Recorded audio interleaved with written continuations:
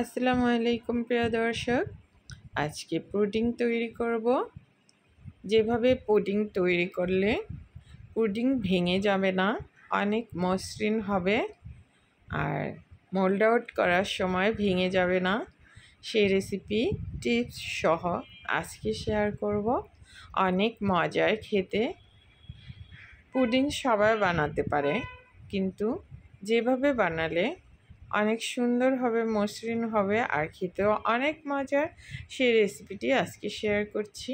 সে পর্যন্ত সবাই সাথে থাকবেন আশা করছি। আর দেখে বুঝতে পারছেন এটা কতটা মজার হবে খেতে, আর অনেক মজারও ছিল। আর কালারটা দেখেন উপরে, খুবই সুন্দর। তাই আজকে ক্যারামেল পুডিং তৈরি করব। কাটার সময়ও অনেক সময় দেখবেন পুডিং ভেঙে যায়। দেখেন এটা কিন্তু ভেঙে যাবে না, অনেক আঘাত করে ভাঙলেও এটা ভেঙে যাবে না, কিন্তু খেতে অনেক মজার আর সফট খেতে। এখন মূল রেসিপিতে চলে যাব। তৈরি করব সুস্বাদু মজাদার পুডিং রেসিপি।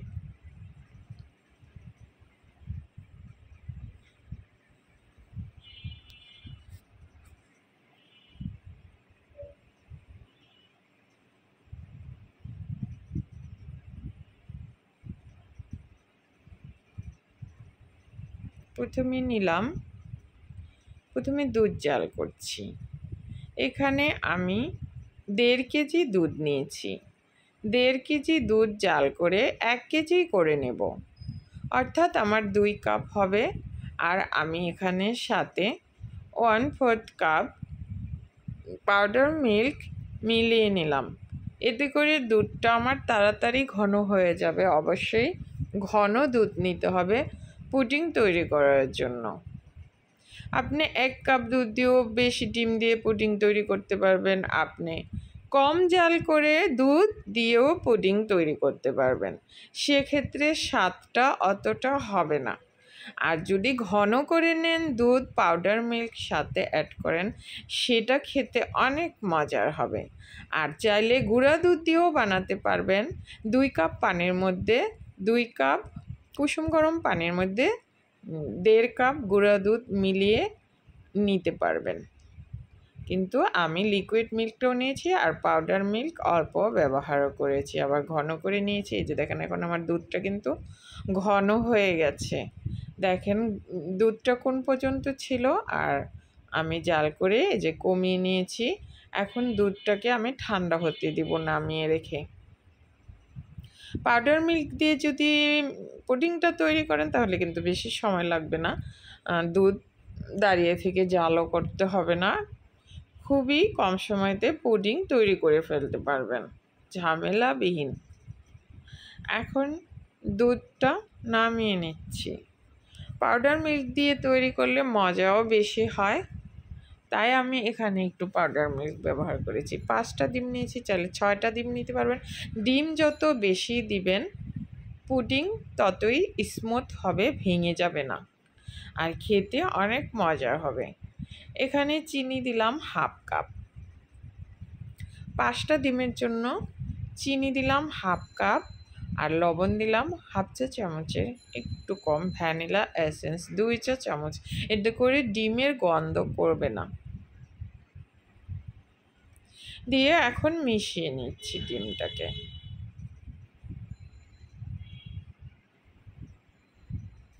এখন হ্যান্ড হুইস্কের সাহায্যে এগুলো মিশিয়ে নিচ্ছি। আমি আর 1 টেবিল চামচ চিনি দিলাম। 1 টেবিল চামচের একটু কম দিয়েছি, বেশি দিলে আবার মিষ্টিটা বেশি হয়ে যাবে। 1 টেবিল চামচ আর 1/2 চা চামচ দিয়েছি। এখন এই যে মিশিয়ে নিলাম। মিষ্টিটা টেস্ট করে, কম খেলে কম দিবেন, বেশি খেলে বেশি দিবেন, কিন্তু এটাই পারফেক্ট। চিনিটা যতটুকু ব্যবহার করলাম, 1/2 কাপ দিয়েছি চিনি আর 1.5 টেবিল চামচ দিয়ে এখন মিশিয়ে নিচ্ছি। চিনিটা গলে যাওয়া পর্যন্ত মিশিয়ে নিলাম। আর ওই যে ঘন করে রেখেছি দুধটা, সেটা এখানে ঢেলে দিলাম। দুধটা দিয়ে, ঘন দুধটা দিয়ে এখন ডিমের সাথে মিক্সড করে নিব।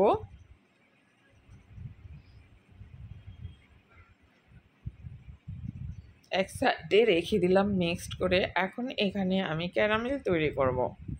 চিনির ক্যারামেল তৈরি করার জন্য আমি এখানে দিয়েছি 1/3 কাপ চিনি। একটু গলতে দিয়েছি চিনি। প্রথমেই লাড়া দিবেন না, একটু গলে পানি ছেড়ে দিতে সময় দিবেন ক্যারামেল তৈরি করার জন্য। সাদা চিনি ব্যবহার করবেন, এতে করে ক্যারামেলের কালারটা সুন্দর আসে। আর এই যে দেখেন পাতলাও হয়। এই যে এখন দেখেন পানিটা উঠে গেছে। এখন অনবরত নেড়ে চেড়ে ক্যারামেল তৈরি করে নিচ্ছি। চুলার জাল এ পর্যায়ে কমিয়ে রাখতে হবে, যেন ডার্ক হয়ে না যায়, চিনি যেন পুড়ে না যায়, তাহলে কিন্তু তিতা লাগবে। যখন সুন্দর একটা কালার চলে আসবে তখন চুলাটা বন্ধ করে দিবেন, তাহলে আস্তে আস্তে কালারটা চলে আসবে। চুলাতে যে গরমটা থাকবে সেটা দিয়েই কালারটা চলে আসবে।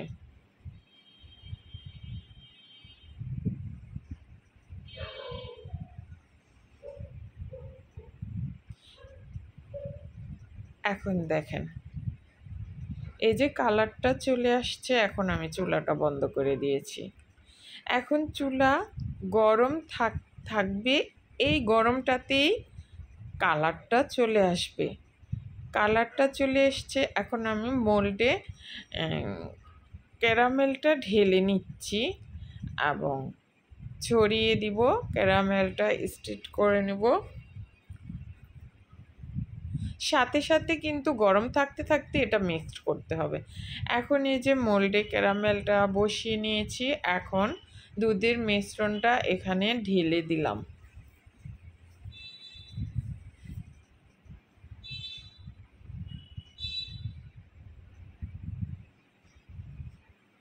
আমি এখানে এই মোল্ডে কিছুটা দিলাম, এটা বসিয়ে দিয়েছি। পানি গরম করে নিয়েছি। পানি গরম করে এখন চুলার আঁচ মাঝারিতে রেখে দিব। নিচে পানি, আর আমি যে দুধের ডিমের মোল্ডটা বসিয়েছি, বাটিটা থেকে অর্ধেক পানিটা থাকবে। একদম কিন্তু উঁচুতে রাখা যাবে না, স্ট্যান্ডে বসালে যেন বাটিটার অর্ধেক থাকে পানিটা। আর এই যে আমি একটা গ্লাসেও বসিয়েছিলাম, সেটাও এখন এই যে হয়ে গেছে। আমি 1 ঘন্টা পুডিংটাকে, সরি এটা 1 ঘন্টা না, এটা 20 মিনিটে হয়ে গেছে। আর বাটির পুডিংটা যেটা, ওটা 1 ঘন্টা লাগবে হতে। এখন প্রথমে আমি যে গ্লাসে যে পুডিংটা তৈরি করেছি সেটা আপনাদেরকে কেটে দেখাচ্ছি। এখন এই যে 1 ঘন্টা পর আমার এই পুডিংটাও হয়ে গেছে। দেখেন, যেহেতু বাটিতে একটু বেশি ভারী থাকলে 1 ঘন্টা লাগে, আর পাতলা হলে 20-25 মিনিটেই পুডিং হয়ে যায়। এটা আমার 1 ঘন্টা লেগেছে হতে। আমি সাইড থেকে একটু ছাড়িয়ে রাখলাম চাকু দিয়ে। এখন একটু ঠান্ডা হলে আমি এটা মোল্ড আউট করে নেব। এখন এই যে একটা প্লেটে নিচ্ছি, এখন মোল্ড আউট করে নিলাম। দেখেন কতটা সুন্দর হয়েছে দেখতে, অনেক সুস্বাদু, অনেক মজাদার। এটা খেতে অনেক মসৃণ। যেভাবে তৈরি করেছি সেম রেসিপি ফলো করে চাইলে এভাবে একবার তৈরি করতে পারেন। সবাই খেয়ে খুবই পছন্দ করবে।